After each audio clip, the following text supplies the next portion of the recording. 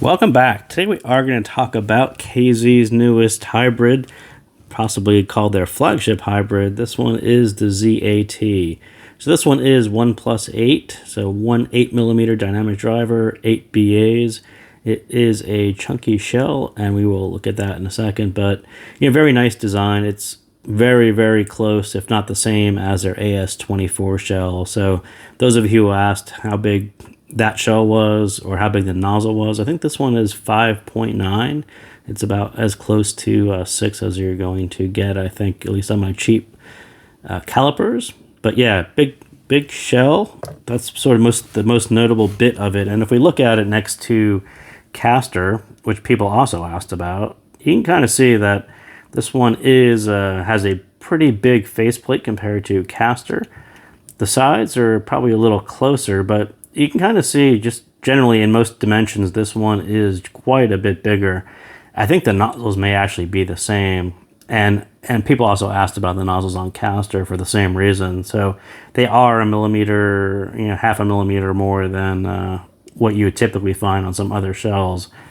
So if we look at it next to something popular like Aria, you can kind of see, again, this one is just quite a bit bigger.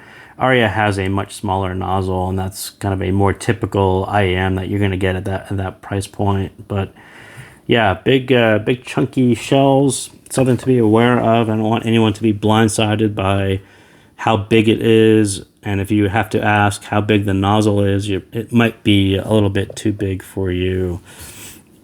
So we'll jump into it right there and say this is another one that doesn't really sound like a traditional KZ set. Definitely inspired by other tunings. Signature is much closer to mid-fi than budget. Definitely more refined than fun. And we'll kind of look at some serious other sets right now. And I'll try to front load all the info kind of in the beginning here, so you don't have to pay too much attention to what's going on down there. But yeah, I think KZ is definitely swinging for more expensive sounding sets with ZAT. It's not quite the same as their past ZA series hybrids. I would say this signature is very similar to Performer 8, Hype 2. Lots of maybe lower mid-fi sets do this shallow V-shape signature, and ZAT's in red, and you can kind of see the points that it bumps out of place from the other two. And those are the areas where, KZ either added their signature to it, or I would say it needed to be closer to the other two. But I think generally this mid-fi shallow V, just works for lots and lots of different sets. It's not necessarily a house sound by Performer or the audio. It's just a very nice way to do a safe mid-fi tuning that shows off the driver configurations, and that's sort of why I think KZ picked it. It's a much closer or better way to present detail and resolution as opposed to doing a big V shape, which is what they would traditionally do. That doesn't necessarily emphasize what the 8 BAs are capable of. So that's why you see Performer and the audio sort of emphasizing this lower boost, more mids, and that's kind of different. But so if we look at the bass shelf, I will say that KZ sort of nailed this glide. I think Hype 2 has a little more sub bass, that's a little bit more fun, but then tucks down here and dips out to right at the Harmon. I think the way KZ did this glide, so there is quite a bit of sub bass, but then they added just a touch of mid bass just for a little bit of warmth to carry into the mids. I think they nailed that, and I think the way this merges in with the mids was right on. I think it's probably better than what Performer 8 did. Hype 2 is actually quite good, so I'm not going to say too much about that. But I think as far as what KZ did on the bass shelf, I think they actually got that quite right. As we go into the lower treble and the upper mids, you can kind of see where KZ, and I'll talk about this in the treble section, this path where Harmon is up here, the point at which you touch Harmon or go above Harmon, that's sort of my no-fly zone. And again, I would say the same thing. I think they should have just gone 1 or 2 dB below where the other two are, and I think that would have changed the whole sound of it and made it a little more refined and closer to the other two. And then out here in the upper treble, kind of the similar thing. I think ZAT whether you believe this is coupler inaccuracy or not, it's definitely lower in the upper treble compared to the other two. There isn't a whole lot of air here. And there seemed to be sort of an intentional roll-off there, which doesn't really happen all that often on KZs. It kind of caught me off guard what they did here and how the stage is presented. It sounded like there's a new tuner or they're really inspired by another set. There's something going on there, the way they did that and why that's at the value that it is. But yeah, I have to say that they actually nailed that glide. And if you do, this is both switches up for bass. The both down is sort of probably too low for the signature.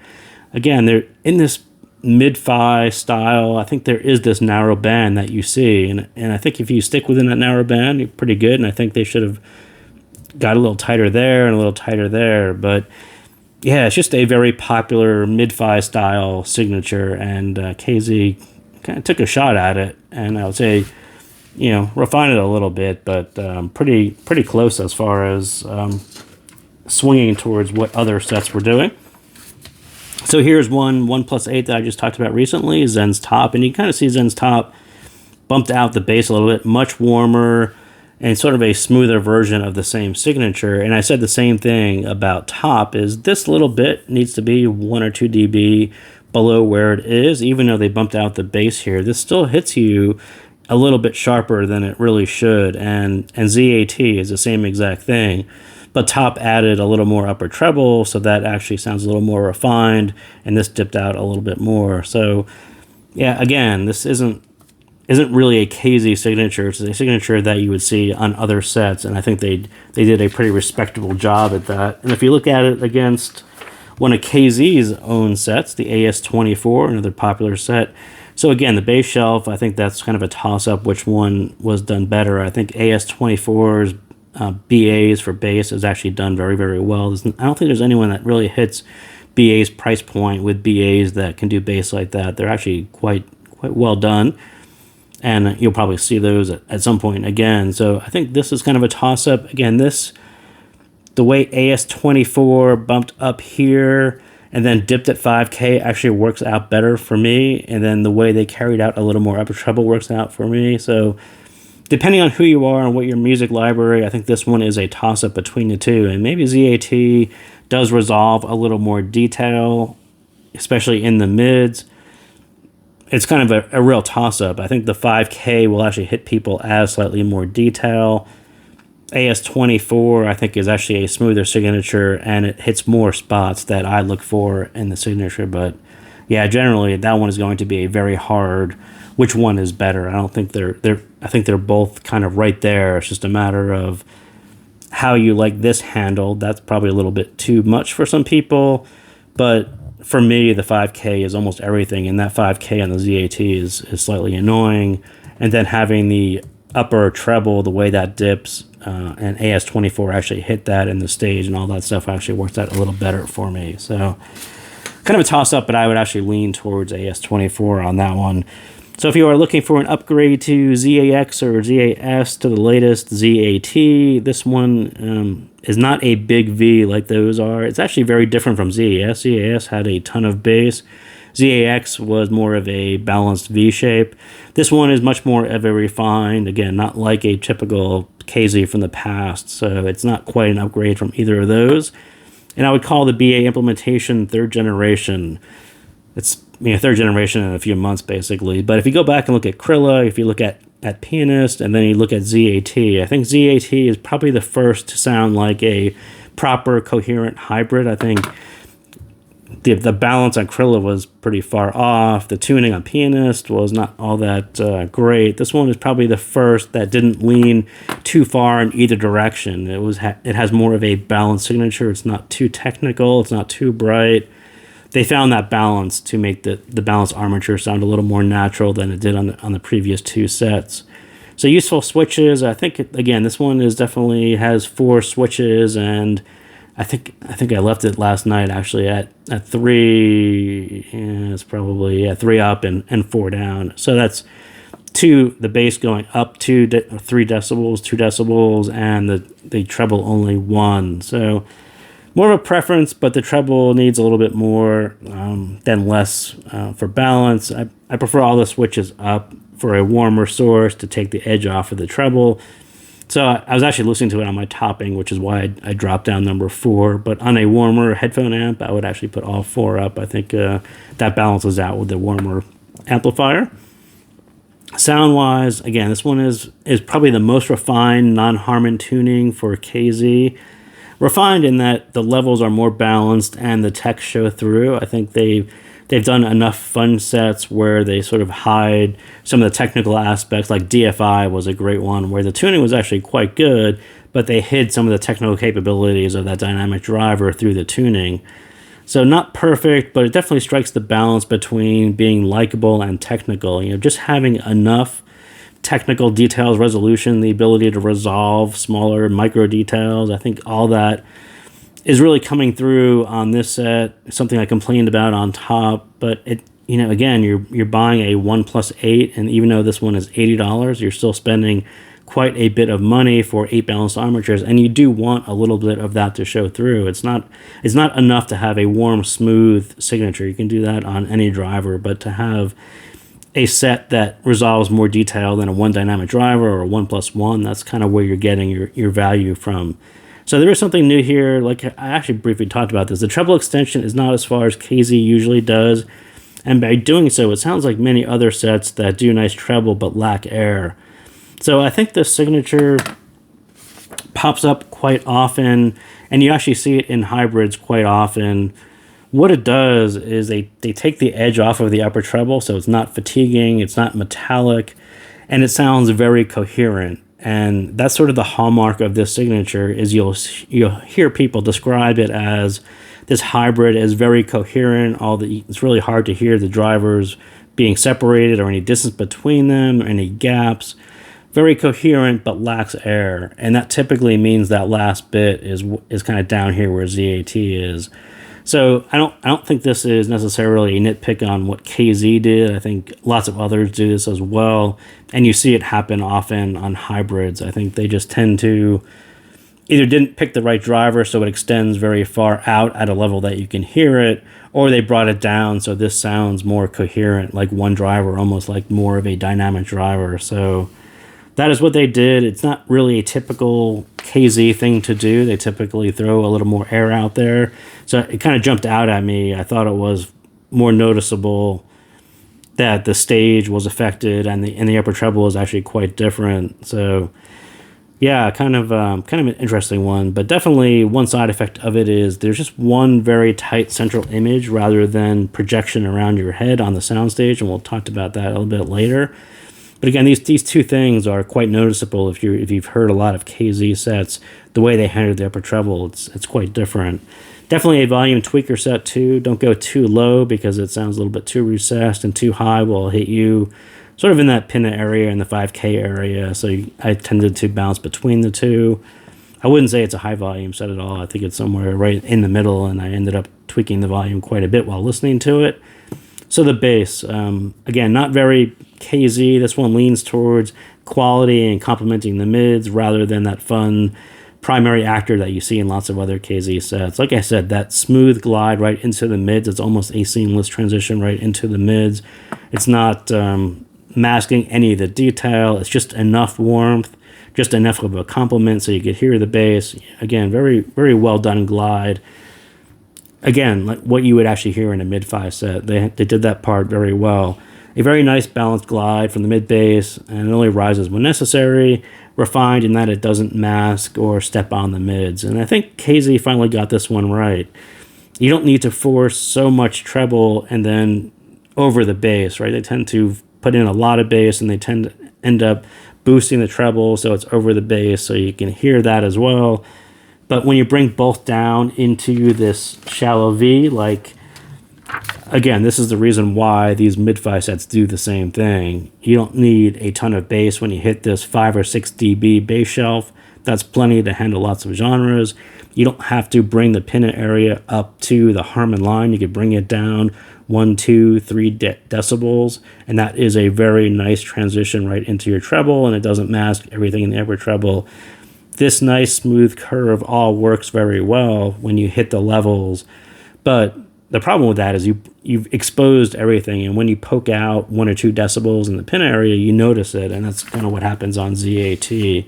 But again, I do think that KZ sort of hit this in their way, and really what kind of falls out of that is just a more natural sounding mid and a better BA mid where you can actually hear some details being resolved.